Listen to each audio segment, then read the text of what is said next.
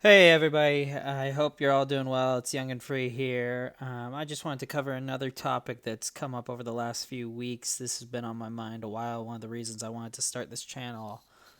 This is in regards to the confirmation of Pete Hegseth, the former Fox News Channel anchor who is now the Secretary of Defense. And say what you want about him, either way, whether you're for him, against him, neutral, don't know much about it, apathetic.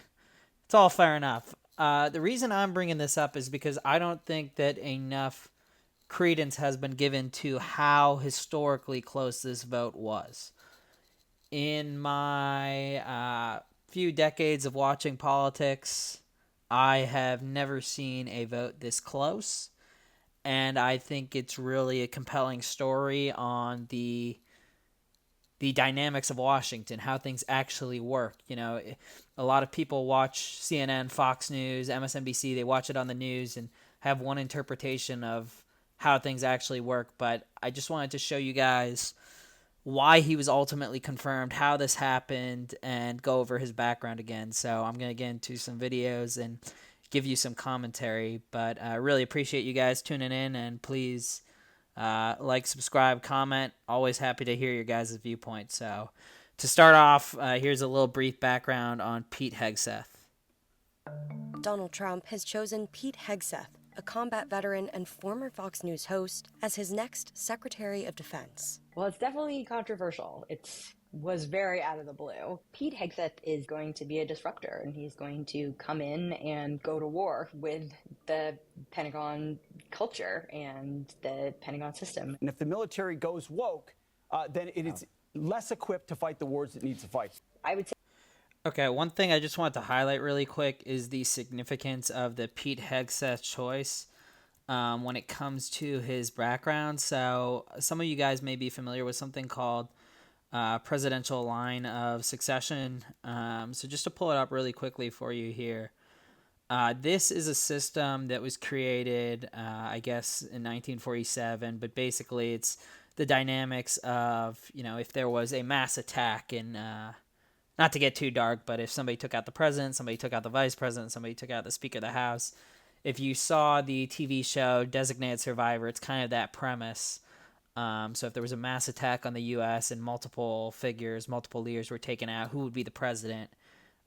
Because you get to a certain extent, theoretically, president, vice president are just two people. But once you get to a list of 15, not including these positions that aren't filled yet, so I guess 18 total, it becomes a more daunting task if you're, a terrorist organization, a foreign country, to take out, what would that be? 18 people total. Well, 19 if you include the president. So that's kind of the logic behind it. And I just want to highlight this is a good proxy way of understanding the significance of the cabinet positions. It's a little antiquated, and so it's not 100% one for one. For instance, you'll notice the Secretary of Homeland Security is all the way at the bottom. The reason for that is because that position didn't even exist in 1947. That was established, as far as I know, after September 11th.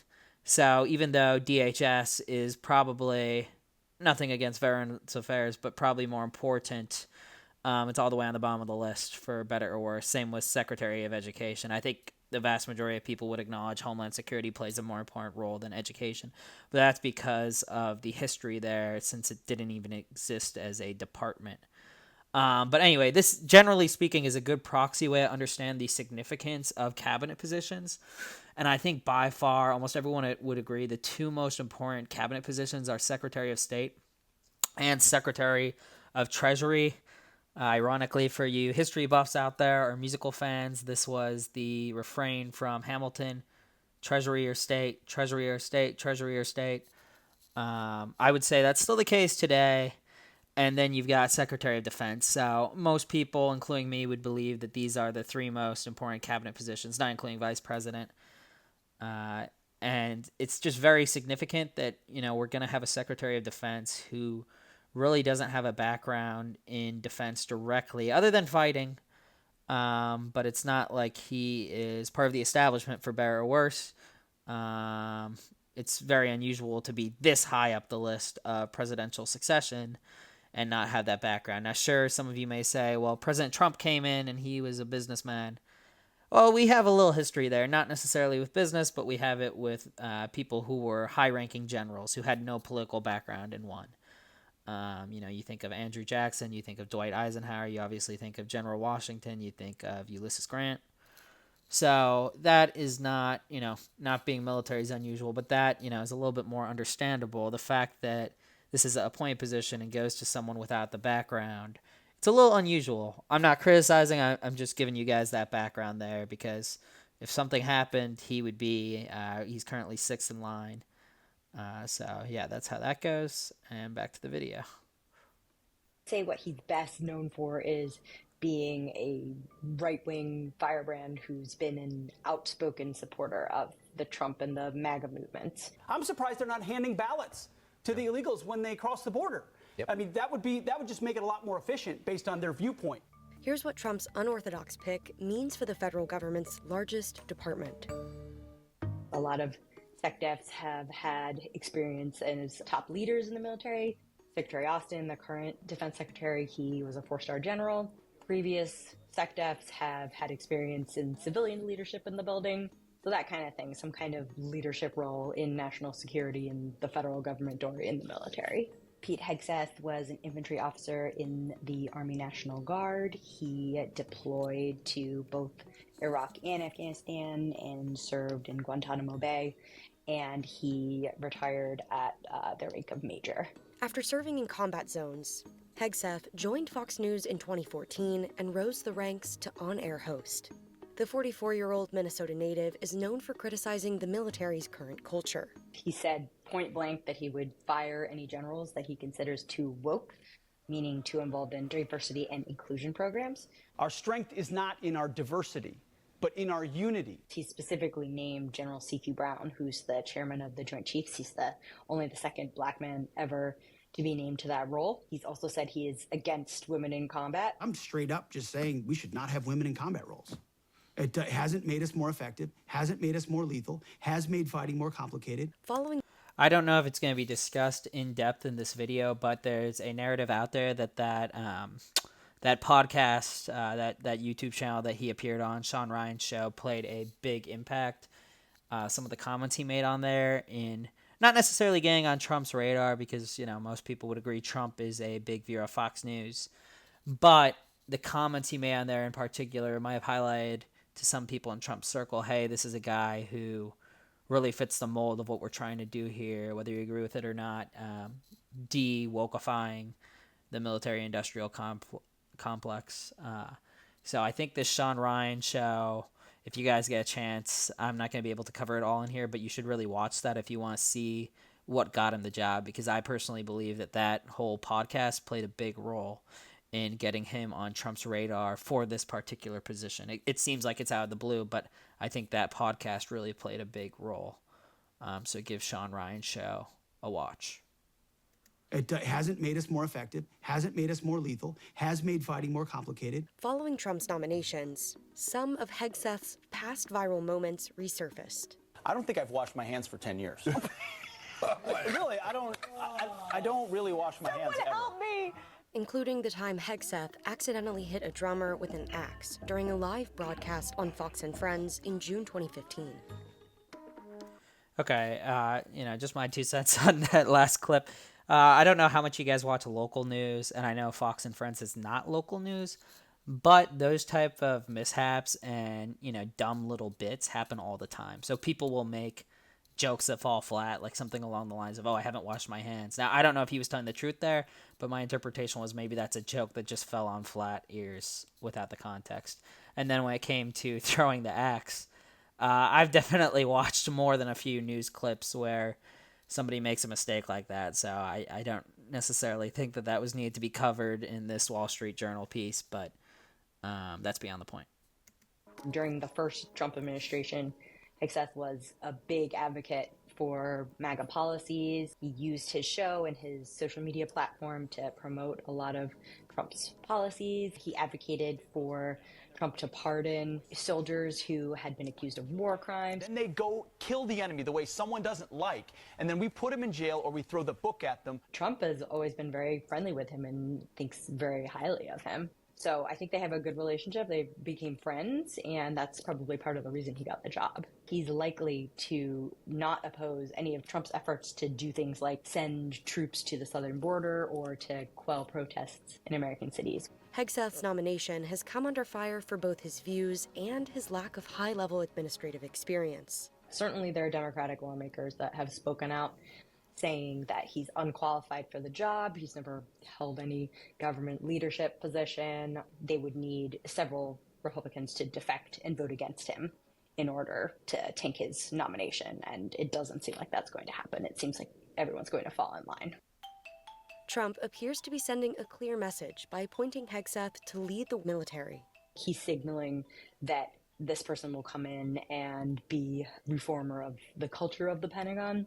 We also broke the news a couple days ago that the Trump transition team is considering an executive order that would create an outside board that would look at firing 3- and 4-star generals. So I think he's also going to probably create a culture of fear where 3- and 4-star generals are worried about saying the wrong thing or offending the wrong person and will have to try not to get fired by this outside board. So I think it sends a chilling effect for sure. I think also the focus on internal Pentagon issues takes focus away from focus on issues abroad, like what's going on in Israel, what's going on in Ukraine. So I think it potentially could take the focus away from those external battles to focus on internal ones. Yeah, so that was kind of an overview of Pete Hegseth. That's from a few months back, and that's a little background about him. One thing I will add, this is just my 2 cents again, but I do think, whether you like Trump or you don't like Trump, something I've heard a lot from people in his circles is that he does tend to choose people on the look. Whether that's right or wrong is a whole nother debate, but I think Pete Hegseth definitely, his look being younger, his stature being well-dressed. If you watch any of his interviews now that he has assumed the office, he always has a pocket square of the American flag. I think that does play a role, having the look. Similar commentary was said for Kristi Noem, having a woman lead out the mass deportations may have been strategic. Also, having a relatively younger, attractive-looking woman might have been strategic as well. Whether that's good or bad is a whole nother question, but I have heard that narrative. So yeah, that's just 2 cents on that. And then here's another clip on what happened. So here we go.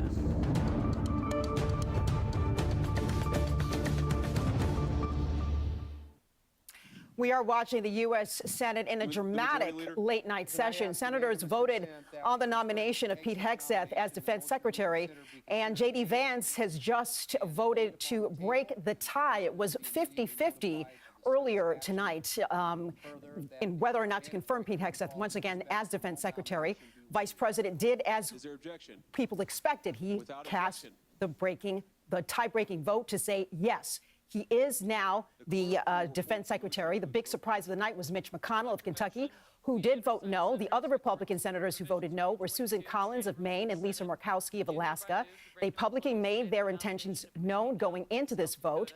Another surprise was Tom Tillis of North Carolina. He was undecided, but he spoke for several hours with Hegseth today, and he voted yes. We don't know what was discussed, but he did vote yes. But once again, that's J.D. Vance who cast the tie-breaking vote in the nomination for Pete Hegseth as Defense Secretary. Now, earlier, just a few minutes ago, we actually heard from President Trump, who is in California, and he was speaking to reporters there tonight at a press conference, a brief press conference, and he said he spoke to Pete Hegseth on the phone on his plane, and he said that he thinks that Pete Hegseth will be a great Secretary of Defense. He said he did not know that Mitch McConnell voted no until the reporters said it during the press conference, but he also said it didn't actually matter because winning is what matters. So that is.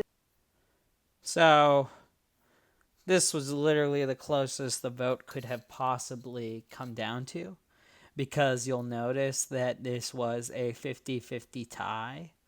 The Senate was fully occupied, 100 people. All the seats are full, unlike the House. And when it's tied 50-50, it comes down to the vice president. Now, obviously, the vice president, is a role that is largely, you have to be a loyalist to the president.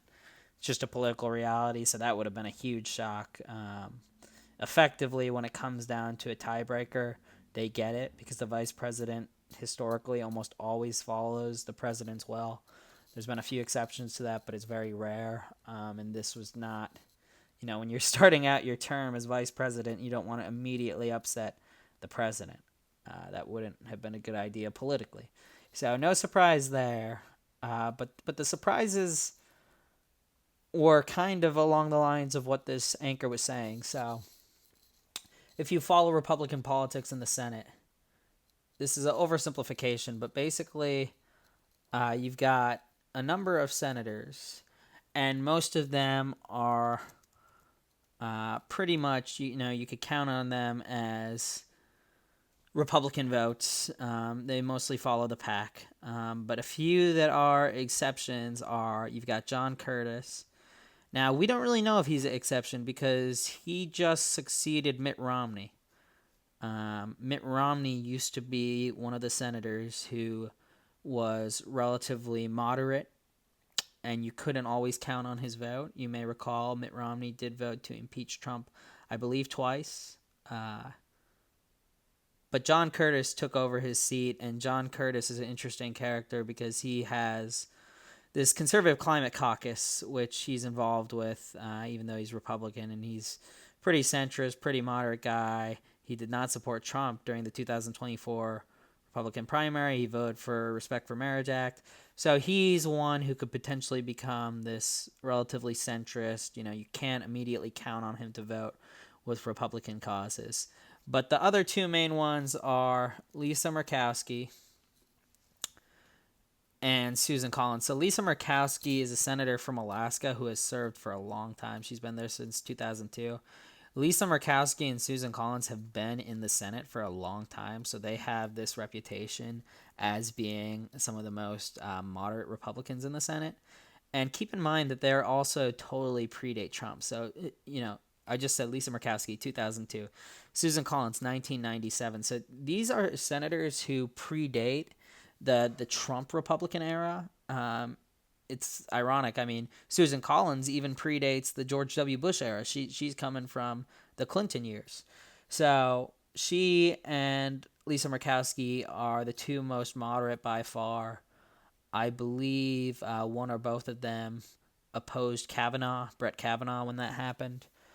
And then the last two I'm going to show you are Mitch McConnell.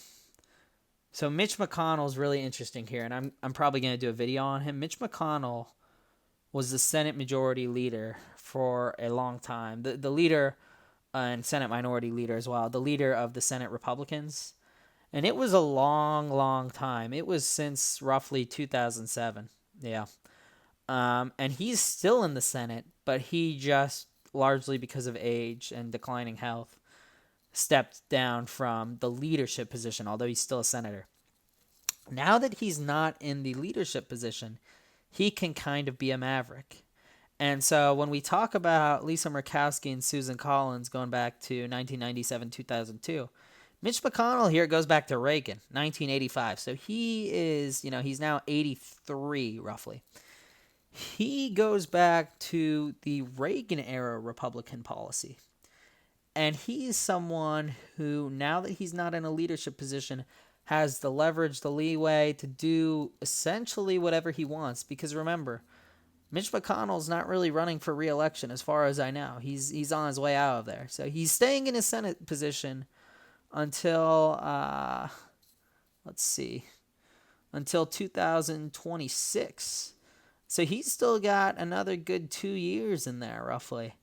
And now he has the ability to kind of be the maverick and do whatever he wants, because you see this occasionally.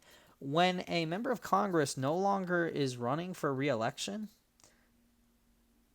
they're not really a lame duck, but they can kind of do what they want. They can kind of be a maverick. They can kind of do as they see fit. because they don't have the political realities holding them back. Now, contrast Mitch McConnell with this guy, Tom Tillis. He was covered in the video. So Tom Tillis, you'll notice here, he's only 65. He's not, as far as Senate goes, that's pretty average. That's pretty, he's probably got a good 10 more years of Senate, maybe 20 more years of Senate left in him. He is someone who is also not in a safe state. North Carolina is historically Republican, but these elections have been getting closer and closer, and if you really are a political junkie, you'll recall that Barack Obama actually won North Carolina back in 2008, I believe. North Carolina is by no means a safe state. I think North Carolina was the closest state that Trump won that he nearly lost. In other words, he barely won it in 2020. Now, he won it pretty comfortably in 2024. But North Carolina is a state where demographics are changing a bit. Demographics are changing everywhere. But North Carolina, you've got a number of young professionals moving into Charlotte. You've got, a number of older people, unfortunately, passing away. So generationally, with time, as you get more and more people moving into North Carolina, you get places like Asheville, the Outer Banks, different types of people moving in, maybe transplants, maybe people from the Northeast, maybe people from the West Coast who want to, relative to them, a lower cost of living. Maybe they're moving to North Carolina. And then you also just got, younger voters making up a bigger and bigger part of the polity, as they would say. So, usually it's the boomers who are kind of in the driver's seat, but that's slowly starting to shift to Gen X and the millennials. Those guys are taking up a bigger sway when it just comes to numbers and engagement a bit now. Not totally, but that's going to happen over the next 10, 15, 20 years. The boomers can't live forever. No one can. So basically with all of that, that's to say Tom Tillis is a very vulnerable Republican. So he has been in office as a senator since 2015, and he had some of the closest elections. For instance, let's drop down here to, so you guys may remember, but 2020, this was a really, really close election, and Tom Tillis nearly lost this. It doesn't look like extremely close here. I guess it kind of does. It's about 2%. It's interesting. If you take out the Libertarian, I guess that would help him. But if for whatever, if this swung just a little bit different, it could easily be Cal Cunningham. Now, you guys may not remember, but Cal Cunningham actually had an affair. So a lot of people, including me, believe that Tom Tillis got bailed out on this election by a big scandal with Cal Cunningham. He had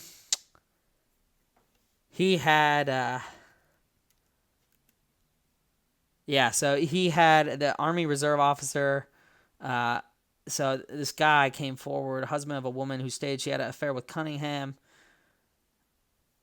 He asked, so the husband of the woman he had an affair with asked Cunningham to drop out of the race. Asked whether he had other extramarital affairs. Cunningham declined to answer. So this was a pretty big scandal. And this was a October surprise. And I would largely believe that this narrow win was due in part to this. So anyway, that's a long way. That's a long way going to Tom Tillis. But basically, he is a very vulnerable Republican who largely got bailed out by a scandal from his other candidate, Cal Cunningham, and very well could have been Cal Cunningham in this seat. So what happened? Well, if you recall in the video, the vote was 50-50. And it came down to one person, J.D. Vance. But the person it really came down to was Tom Tillis. Here's a little clip of him speaking. I'm going to be voting yes for cloture. I have tried to and continue to track down before his confirmation vote any sort of lead with people that would speak to me. They all had one thing in common up to this point, and none of them could provide me with firsthand corroborated testimony that I could point to. So now I have to go through, and I'm going through this last allegation. But unless I can point to specific, firsthand, corroborated testimony, I'm not going to cave to pressure. I'm going to vote for his confirmation. So that's Tom Tillis speaking there.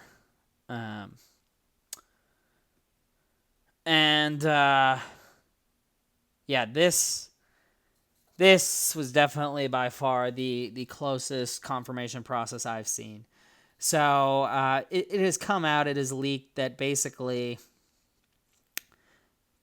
Tom Tillis personally assured Danielle Hegseth, the sister-in-law of Pete Hegseth, that he was not going to vote for him. He was not going to vote for Hegseth. So if you do the math, you got Susan Collins, Lisa Murkowski, and then Mitch McConnell. If you look in the bottom corner, you'll see Republicans have 53-47 majority in the Senate. Okay, Mitch McConnell, Susan Collins, Lisa Murkowski. Subtract the 3. It's 50-50. If you subtract Tillis, it's 49. It's 49-51. And Tillis was the one who ended up voting yes. So this vote largely came down to Tom Tillis. This vote came down to the elections of 2024, particularly the Senate elections, the election in Ohio, the very close election in Pennsylvania with Dave McCormick. You know, if Dave McCormick's not in the Senate, Pete Hegseth isn't the secretary. That's for a different reason, but if Dave McCormick loses that, you would have a Democrat voting instead of a Republican, and McCormick was one of the guys who voted yes. So there's a number of ways you can paint this, but long story short, Tom Tillis sealed the deal here. Now, it's interesting. If you were on X, Twitter, you saw that a few hours before the vote, Pete Hegseth actually tagged Tom Tillis and wrote a full statement responding to all the allegations. Now, you guys could judge that statement for yourself. That's not for me to say. But that's the complete evidence that this really came down to Tillis. Pete Hegseth wrote a 11th hour message directly to him and published it. And so, back in the old days, before we had social media, before we had all this press coverage, it's very well possible that Tom Tillis might have stuck with his conscience, what he thought was right, what he pledged to do, whether you agree with him or not. This is more of a political commentary. But now the fact that this was on national press, this was on X.com, and you had President Trump come out and threaten him, saying that he would very likely be primaried. Maybe not saying it directly, but saying it indirectly through his channels. Tom Tillis is a guy who wanted to be senator, wanted to continue to hold that seat. He wanted to stay in office. He doesn't want to lose all of his political leverage just because he doesn't want Pete Hegseth. Now, it would be interesting, Tom Tillis would have way less pressure if there were additional Republicans who didn't support Hegseth. But the fact is, it came down to Tillis, and Tillis didn't want to be the tipping vote. If there was a second Republican, if for whatever reason John Curtis, that's the most realistic one, and obviously he didn't fall through. But if for whatever reason John Curtis, Bill Cassidy, one of these guys who's a little bit more moderate, decided to flip with, that'd be a little bit better of a situation, because then instead of having all the Republican press and all the Republican social media influencers focus in on Tillis, they'd have to divide and focus on multiple of them. The fact is, Tillis looked at the political equation. He said, hey, if I vote against Pete Hegseth, I'm going to lose all my respect within Republican politics. And hey, on top of that, it's not like my election is 6 years away. My election is literally 2026. And it's going to be a tough election. It's going to be midterms, and it's in North Carolina. And who knows what candidate's going to come up through the pipeline. Is it going to be the popular governor? Is it going to be one of the young, popular ex-governor? Is it going to be one of the charismatic young members of the House from the Democrats? I'm thinking of Jeff Jackson. I'm thinking of Wiley Nickel. I'm thinking of blanking on his name. The ex-governor of North Carolina, governor of NC. Not the current one, but the previous one, Roy Cooper. So, it very well may be Roy Cooper versus Tom Tillis. And Roy Cooper, say what you want about him, but he's a very astute politician. He's a Democrat governor of North Carolina for 8 years, and he was succeeded by a Democrat as well, largely because of a bad candidate. But this is the political equation that people don't understand about Washington. I'm not saying this is good or bad, but it's not necessarily what a politician wants to do. It's about what a politician has to do. Because for most politicians, priority number one is staying in office. Because staying in office is how you maintain your political capital. If you're not in office, you don't have political capital, unless you're an ex-president or ex-high-level official, Secretary of State, or ex-maybe vice president. But you don't really have political capital if you're not in office. Who's talking about Tom Tillis' predecessor? No one. Now, yeah, sure, they'll be on some charity board, et cetera, et cetera. But when it comes to political capital, when it comes to having power and influence, when it comes to making changes, when it comes to all of this, it's about being in office. So I really thought this was interesting, and I thought this was a good way to kind of walk you guys through how this really works. A politician may very well be opposed to a candidate. The same is true with these other people who went up the pipeline. Once I saw this result on Pete Hegseth, I knew, hey, Trump is going to get all his people through. That's why when Robert Kennedy got through the other day and Tulsi Gabbard, it was no surprise. The toughest person to get through was Hegseth because he had credible accusations against him. And not only that, it wasn't really accusations when you just look at, and I'm not judging, I'm just telling you what happened.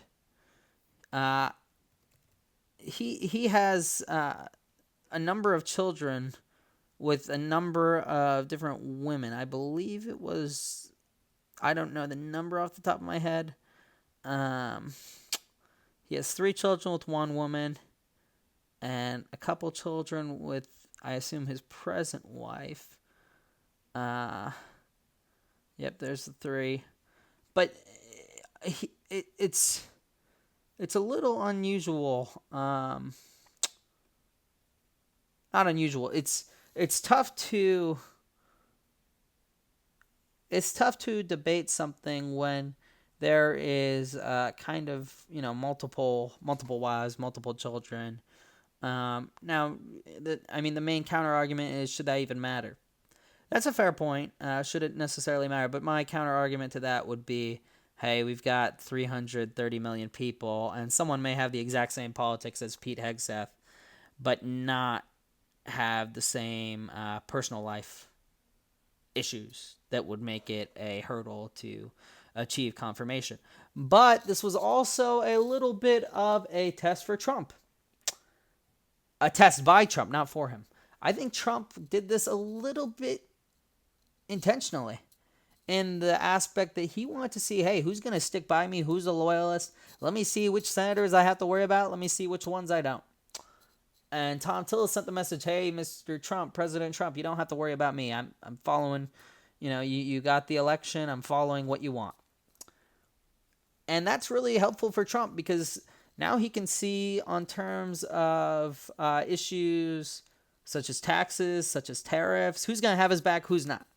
It's a little bit of a proxy, not 100%, but this helps him read the room a bit.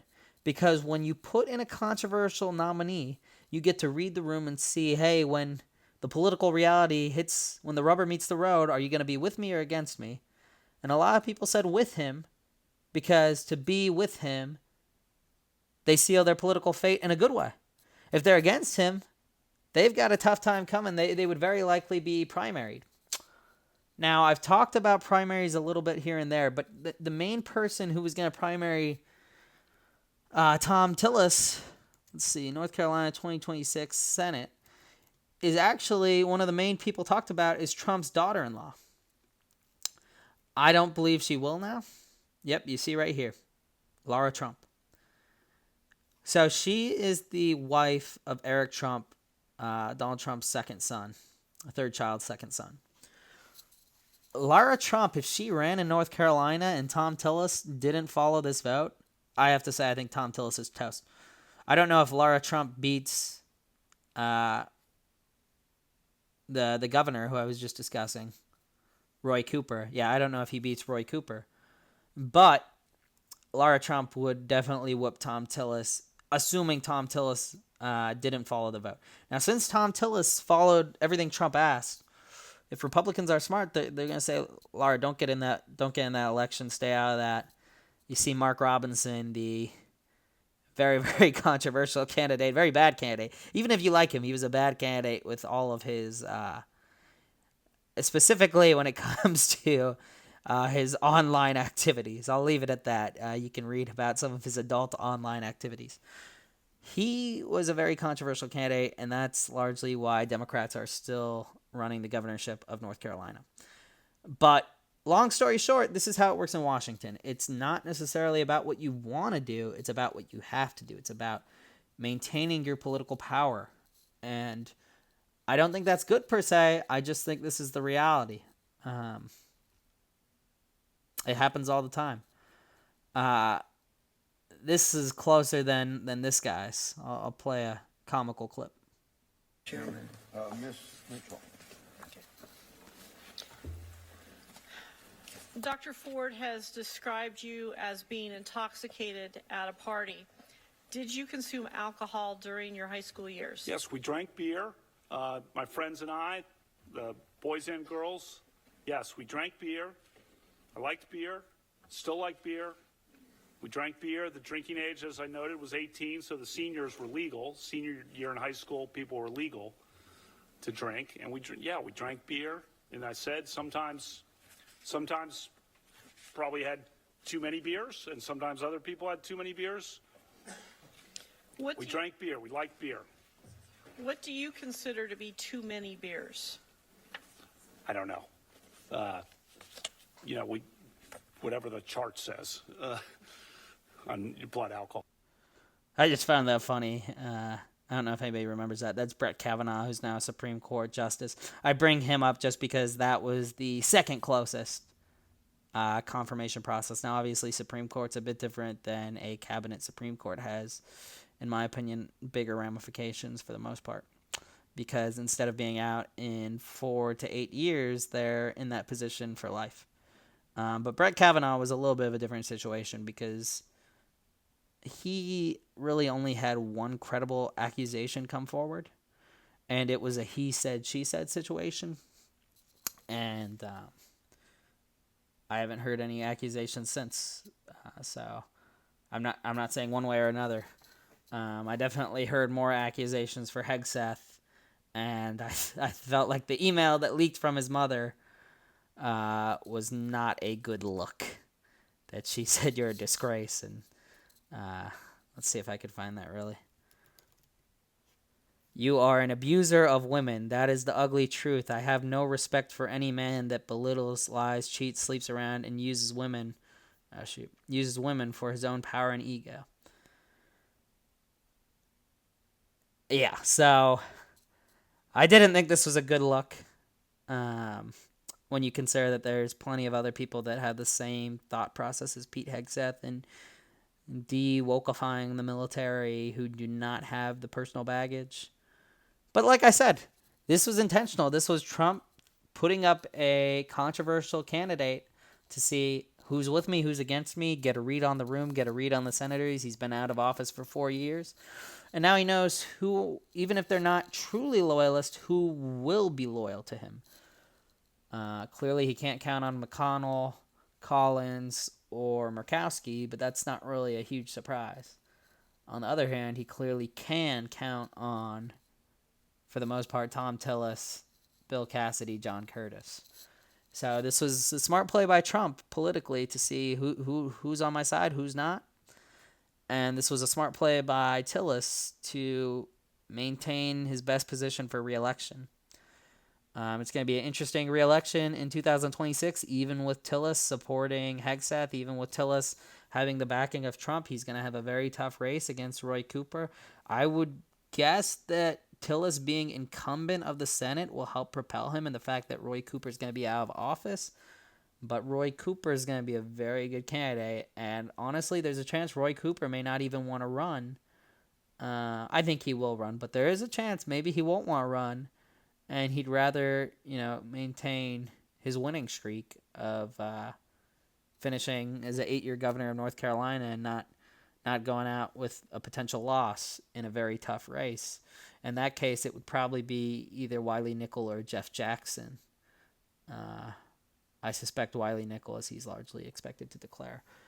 But, yeah, that's a lot about North Carolina politics. But the main takeaway for this, guys, is just, hey, there's if you get to Washington as a senator or representative, it's not what you want. It's what you need to do. And that's the truth of our political system. That's how it works. That's how the sausage gets made. So I would suspect from here on out that all of Trump's picks are going to get confirmed. I would be really shocked if a pick didn't get confirmed. It would have to be a pretty large-scale scandal, bigger than the Hegseth scandal. I didn't really go into it, but Hegseth has all these personal issues with women and children. But yeah, I mean, RFK confirmed, Tulsi confirmed, so it's the confirmations are going to continue. And yeah, expect them all to get confirmed. Don't be surprised. Even if you're a Democrat, I wouldn't be surprised. This is what you should expect. The Hegseth was kind of the measuring pole, the litmus test. If Hegseth gets confirmed, hey, the rest are going to get confirmed. If Hegseth didn't get confirmed, I still think he would probably be the only one not confirmed, but maybe Tulsi or RFK would have had a harder time. But with Hegseth through, nobody difficult's really left in terms of the Republican side. So yeah, that's a little summary of all that. But thank you guys for tuning in, and I would really appreciate it if you subscribe and have a good rest of your week. Thank you.